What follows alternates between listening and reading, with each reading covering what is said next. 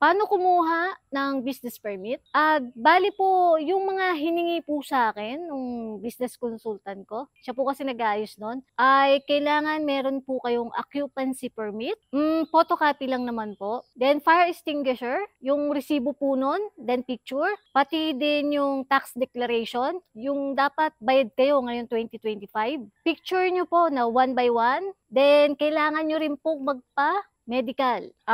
Kuha po kayo ng x-ray, then stool, then urine. Yung result po nun yung kailangan. Dapat po prepare nyo yung mga requirements na yan para mabilis po kayo sa pag-aasikaso. And then, ang timing na pagpunta sa munisipyo dapat mga 12 noon onwards.